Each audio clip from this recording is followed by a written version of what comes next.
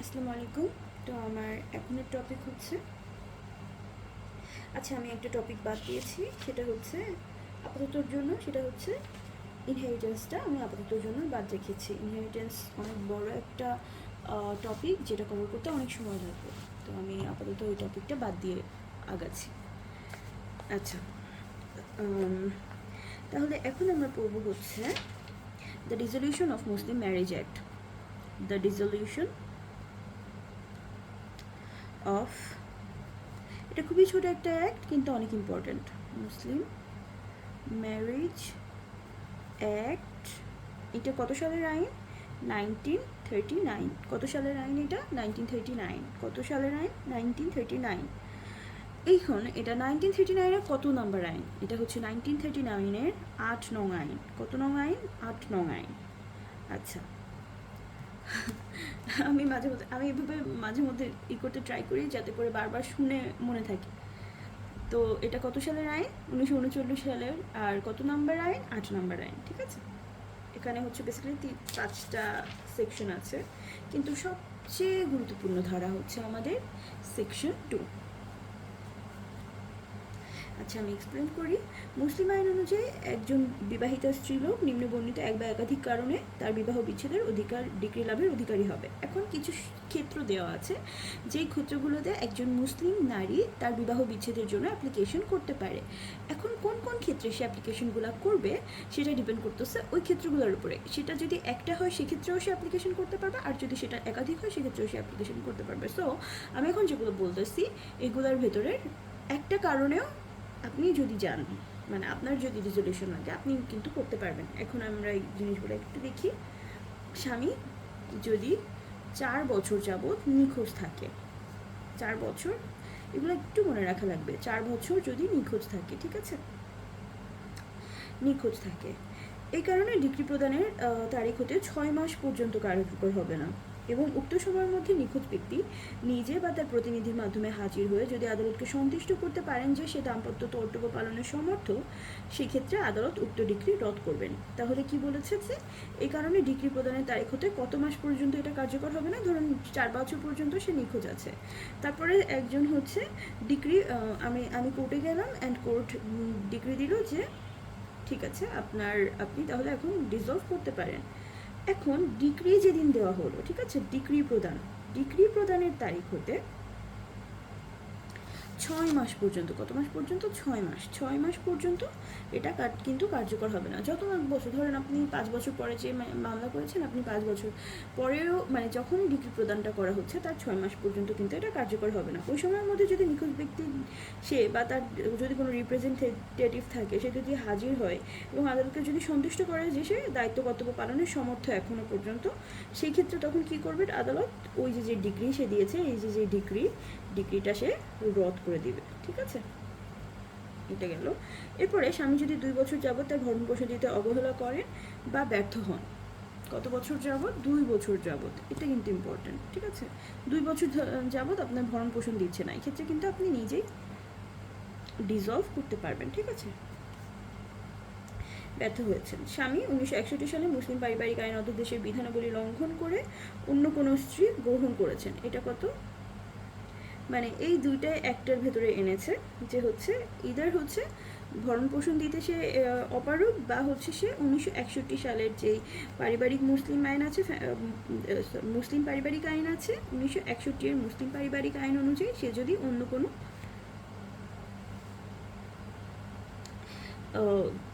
স্ত্রী গ্রহণ করে।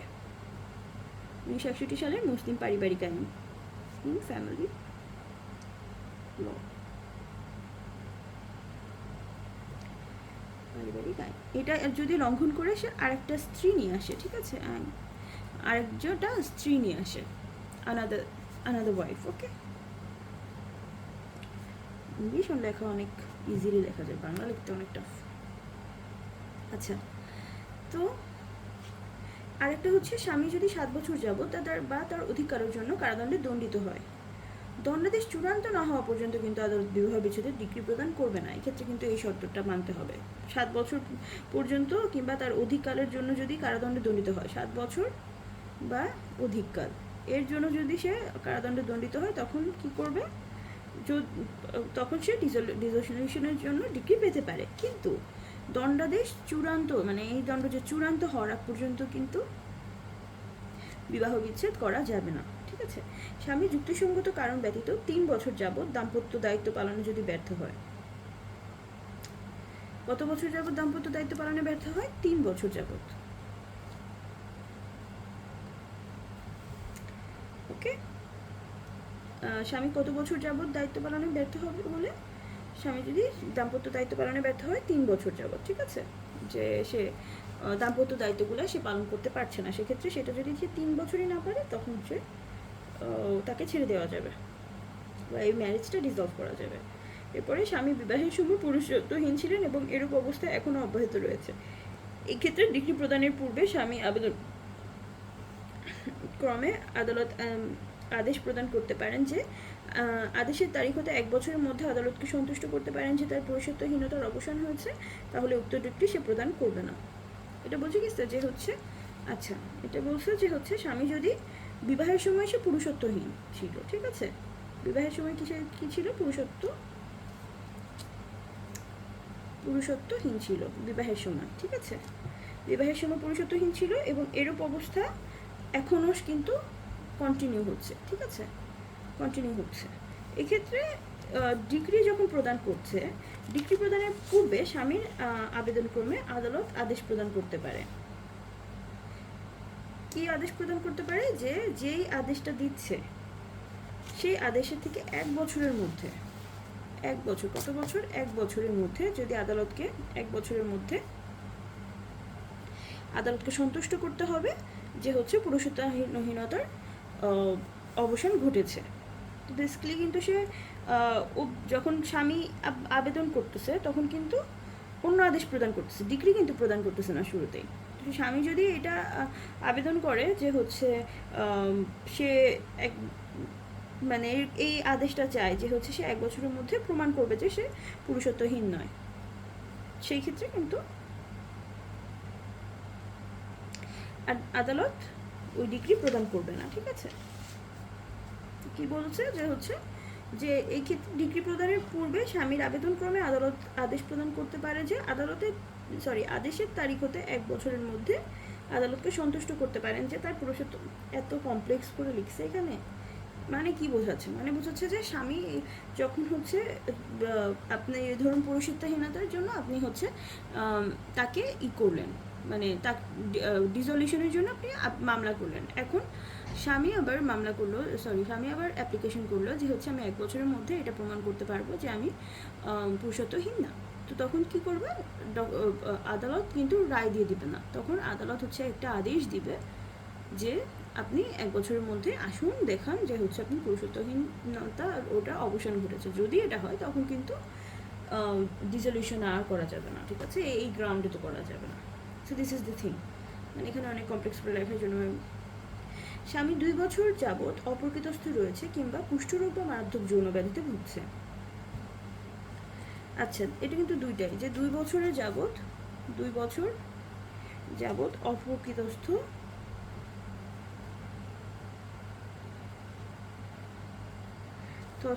ও বা কুষ্ঠরোগ বা মারাত্মক যৌন রোগে ভুগছে, ঠিক আছে, কুষ্ঠরোগ বা মারাত্মক যৌন রোগ।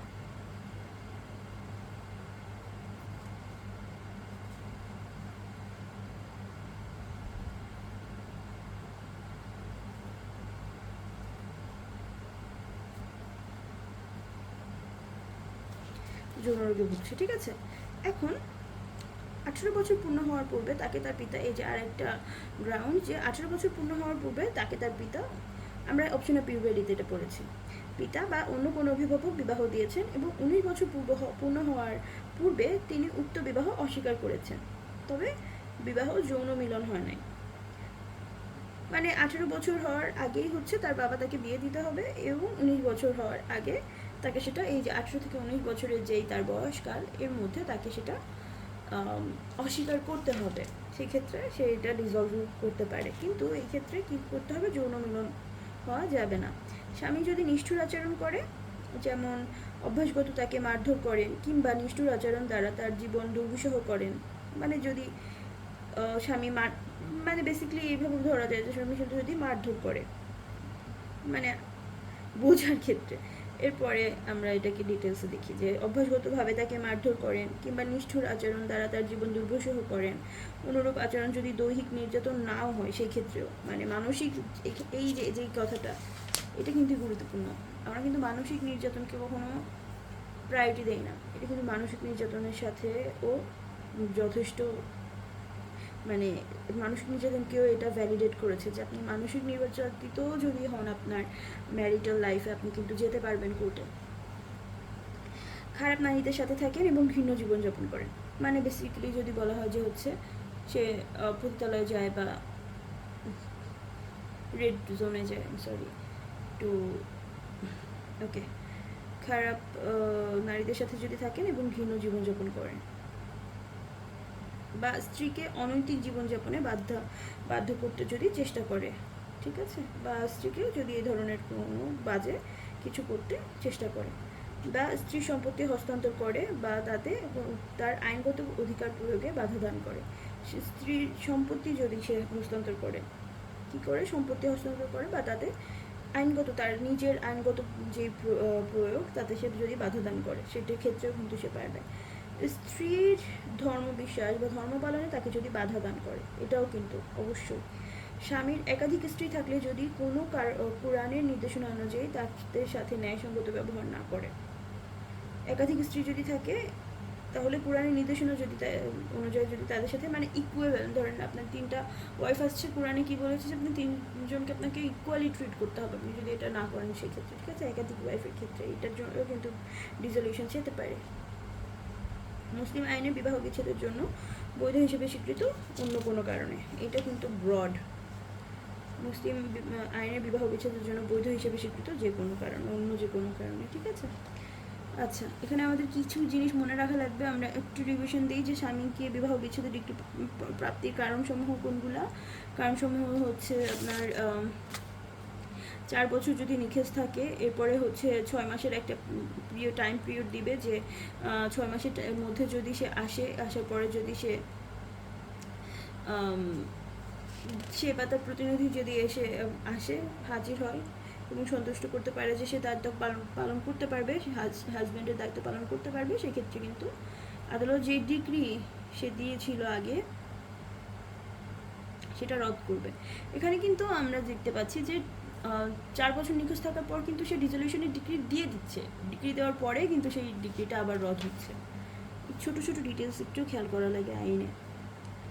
স্বামী যদি তার 2 বছর তার ভরণ পোষণ দিতে যদি অবহেলা বা ব্যর্থ হয়, ঠিক আছে, বা হচ্ছে 1961 সালের পারিবারিক মুসলিম আইনের অনুযায়ী যদি অন্য কোনো স্ত্রীও সে গ্রহণ করে, সেক্ষেত্রেও কিন্তু স্বামী যদি 7 বছর বা তার বেশি সময়ের জন্য যদি কারাদণ্ডে দণ্ডিত হয়, কিন্তু এক্ষেত্রে থাকে যে চূড়ান্ত হওয়া লাগবে। এরপরে স্বামী যদি যুক্তিসঙ্গত কারণে 3 বছর যাবৎ দাম্পত্য দায়িত্ব পালনে যদি ব্যর্থ হয়, কত বছর যাবৎ? 3 বছর যাবৎ।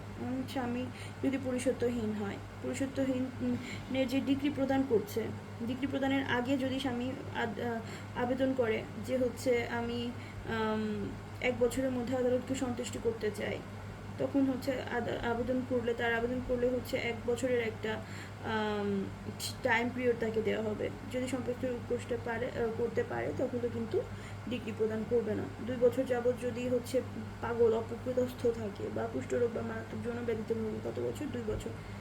এছাড়া ওই যে অপশন অফ পিউবার্টিটা এবং স্বামী নিষ্ঠুর আচরণ করলে, স্বামী নিষ্ঠুর আচরণের মধ্যে যা যা একটু ইনক্লুডেড হবে আরেকবার একটু, যদি মারধর করে বা মানসিক নির্যাতন করে, ঠিক আছে, খারাপ নারীর সাথে থাকে বা অনৈতিক কাজে বাধ্য করে, এরপরে যদি সম্পত্তি নিয়ে কোনো ঝামেলা করে বা সম্পত্তি হস্তান্তর বা হচ্ছে আইনগত অধিকার প্রয়োগে বাধা দান, এছাড়া যদি ধর্ম বিশ্বাস বা ধর্ম পালনে বাধা দান করে, বা একাধিক স্ত্রী থাকলে যদি মানে ন্যায়সঙ্গত ব্যবহার তাদের সাথে না করে, ঠিক আছে। এগুলাই খুবই ইজি। একটা কোয়েশ্চেন আমি শেষ করি নাই, এটা শেষ হয় না, আরও কয়েকটা আছে। The resolution of Muslim marriage act 1939 অনুযায়ী এমন কত বছর উন্মাদ থাকলে স্ত্রী বিবাহ বিচ্ছেদ করতে পারে? খুবই ইজি, আমরা একটু আগে পড়ে এসেছি, 2 বছর, ঠিক আছে। নিখোঁজ স্বামীর উত্তরাধিকারীরা, আচ্ছা এখন হচ্ছে ধারা সেকশন 3, নিখোঁজ স্বামীর উত্তরাধিকারীর উপরে নোটিশ জারি। Notice to B served on heirs of the husband when the husband's whereabouts are not known. স্বামী 4 বছর যাবৎ নিখোঁজ থাকলে স্ত্রী বিবাহ বিচ্ছেদের জন্য মামলা করতে পারবে। সেক্ষেত্রে আর্জি দাখিল করার তারিখে যদি স্বামী মৃত্যু হতো তবে মুসলিম আইন অনুসারে যারা তার উত্তরাধিকারী হতো তাদের নাম ও ঠিকানা আর্জিতে উল্লেখ করতে হবে।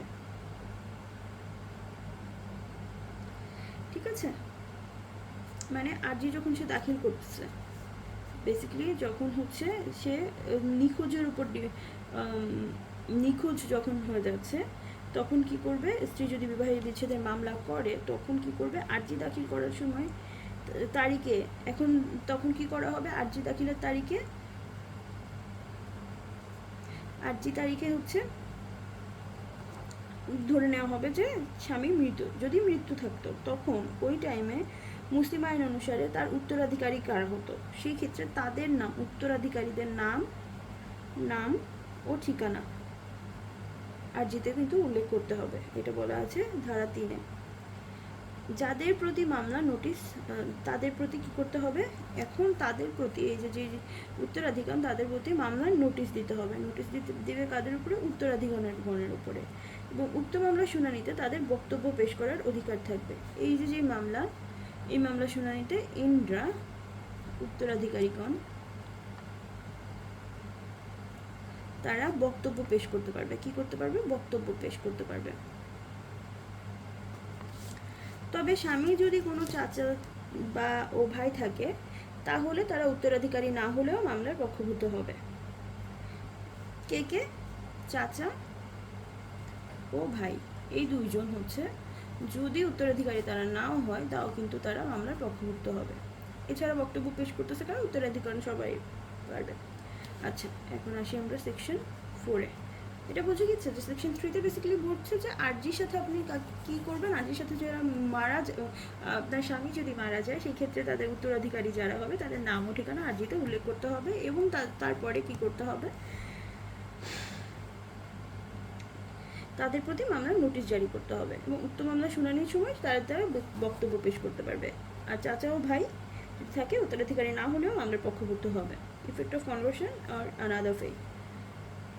এখন এইটা একটু ইম্পর্টেন্ট যে হচ্ছে effect of conversion to another faith. Effect of conversion. বিবাহিতা মুসলিম নারী ইসলাম ধর্ম ত্যাগ করলে ও অন্য ধর্ম গ্রহণ করলে তা দ্বারা তার বিবাহ বিচ্ছেদ ঘটে না। তবে এরূপ ধর্ম ত্যাগ অন্য ধর্ম গ্রহণ করার পর উক্ত স্ত্রীলোক 2 ধারা উল্লেখিত যে কোনো কারণে বিবাহ বিচ্ছেদের ডিগ্রি লাভের অধিকারী হবেন। বুঝে গেছে কি বলছে, যে বিবাহিত মুসলিম নারী, ধরুন আমি বিবাহিত এবং আমি হচ্ছে মুসলিম, আমি কি করলাম, আমি কনভার্ট হয়ে গেলাম, নাউজুবিল্লাহ, আমি কনভার্ট হয়ে গেলাম এবং অন্য ধর্ম গ্রহণ করলাম। সেক্ষেত্রে কি হবে, সেক্ষেত্রে কি আমার এইটার উপরে কি আমার বিবাহ বিচ্ছেদ হয়ে যাবে? বিবাহ কিন্তু বিচ্ছেদ হবে না। কিন্তু এরূপ ধর্ম ত্যাগ করে অন্য ধর্ম গ্রহণের পর আমি কিন্তু 2 ধারা উল্লিখিত যে কোনো কারণে বিবাহ বিচ্ছেদের ডিগ্রি লাভের অধিকারী কিন্তু হব। আমি কিন্তু যেই 2 ধারার অধীনে কিন্তু আমি ডিসলিউশন স্টিল পাবো। ঠিক আছে, ডিসলিউশন স্টিল পাবো। অন্য ধর্মের স্ত্রীলোক ইসলাম ধর্ম গ্রহণ করে পরবর্তীতে তার ধর্ম পুনরায় গ্রহণ করলে সেক্ষেত্রে এই ধারার বিধান প্রযোজ্য হবে না। মানে ধরুন যে হচ্ছে অন্য ধর্মের স্ত্রীলোক, সে আমাদের ধর্মে এসেছে বা ইসলাম ধর্মে এসেছে এবং পরবর্তীতে তার ধর্ম পুনরায় এসে গ্রহণ করেছে, সেক্ষেত্রে কিন্তু সে আর এই যে 2 ধারার অধীনে ফ্যাসিলিটিটা পাবে না। কিন্তু সে যদি কনভার্ট হয়ে মুসলিম হয়েছে সেক্ষেত্রে সে পাবে। মোহরানার অধিকার করব। মোহরানা কত সেকশনে বলা আছে? সেকশন 5-এ হচ্ছে মোহরানা সম্পর্কে বলা আছে। সেকশন 4-এ কি বলা আছে? ইফেক্ট অফ কনভার্সন সম্পর্কে বলা আছে। আর সেকশন মানে কনভার্ট হয়ে যাওয়া নিয়ে। আর সেকশন 5-এ কি বলা আছে? Rights to dower not to be affected. বিবাহ বিচ্ছেদের কারণে কোনো মহিলার দেনমোহরের অধিকার ক্ষুণ্ণ হবে না। বিবাহিতা মহিলার দেনমোহরের অধিকার ক্ষুণ্ণ হবে না। এই যে বিবাহ বিচ্ছেদ হচ্ছে এই ডিসলিউশনের কারণে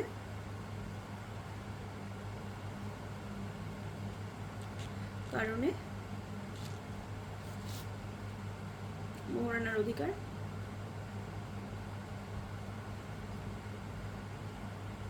হবে না, পূর্ণ হবে না।